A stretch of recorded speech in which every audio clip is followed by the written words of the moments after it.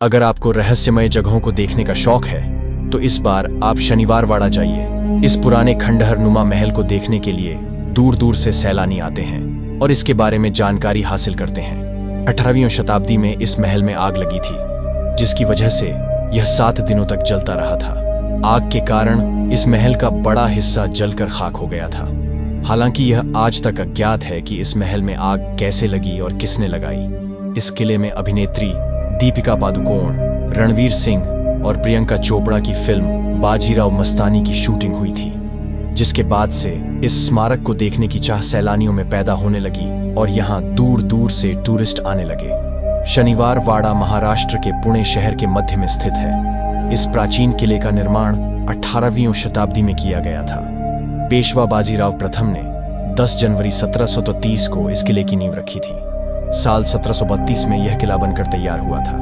बताया जाता है कि इस महल की नींव शनिवार के दिन रखी गई थी, जिस वजह से इसे शनिवार वाड़ा नाम दिया गया। उस वक्त इस महल को बनाने में करीब 16,000 रुपये खर्च हुए थे। इतिहास बताता है कि तब इस महल में करीब 1,000 लोग रहते थे। यह आलीशान महल पेशवाओं का था। करीब 25 साल तक यह महल पेशवाओं के अधिकार में रहा था। इसके बाद साल 1818 ईस्वी में इस महल पर अंग्रेजों ने अपना अधिकार जमा लिया, जिसके बाद भारत की आजादी तक इस महल पर अंग्रेजों का कब्जा रहा। पेशवा बाजीराव के पुत्र पेशवा नाना साहेब थे, जिनके 3 पुत्र माधवराव, विश्वासराव और नारायण राव पेशवा हुए। पेशवा नाना साहेब ने पानीपत की तीसरी लड़ाई में अपनी जान गंवा दी थी, जिसके बाद माधवराव उनके उत्तराधिकारी बनने वाले थे। इस युद्ध में विश्वासराव भी मारे गए थे, लेकिन माधवराव की भी मृत्यु हो गई, जिसके बाद सबसे छोटे भाई राजकुमार नारायण राव को पेशवा बनाया गया था। उस वक्त उनकी उम्र करीब 18 साल थी। उनके चाचा रघुनाथ राव ने साम्राज्य की जिम्मेदारी ले ली थी और शासन शुरू कर दिया था। लेकिन 30 अगस्त 1773 की रात 18 साल के नारायण राव की षड्यंत्र करके हत्या कर दी गई। कहा जाता है कि इस हत्या में उनके चाचा का हाथ था। यह भी कहावत है कि इस महल में नारायण राव की दर्द भरी आवाज सुनाई देती है, जिसकी वजह से इसे भूतिया महल भी कहा जाता है। 1828 में यह किला पूरे 7 दिन तक जलता रहा था। अब यह किला खंडहर हो गया है और इसमें प्रवेश के 5 दरवाजे बचे हैं। शाम के बाद इस किले में प्रवेश नहीं करने दिया जाता है। शनिवार वाड़ा किले का इतिहास और रहस्य। पेशवा बाजीराव प्रथम के 2 पुत्र थे, बालाजी बाजीराव, जो नाना साहेब के नाम से भी जाने जाते हैं, और रघुनाथ राव।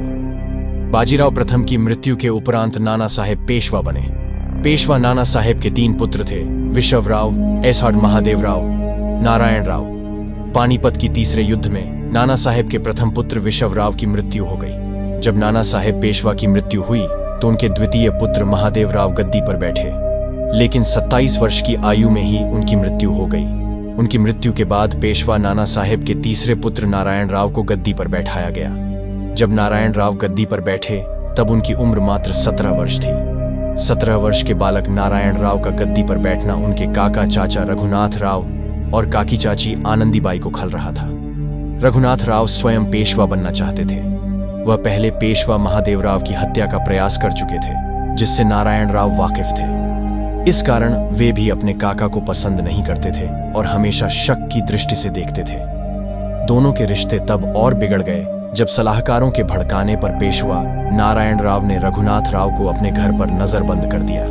उनकी काकी आनंदीबाई इस बात पर उनसे बहुत नाराज हो गई। नजरबंद होने के बाद रघुनाथ राव ने अपने बचाव के लिए शिकारी कबीलियाई गार्दी के मुखिया सुमेंद्र सिंह गार्दी को एक पत्र भेजा, जिसमें लिखा था, नारायण राव ला धारा, जिसका अर्थ था नारायण राव को कैद कर लो।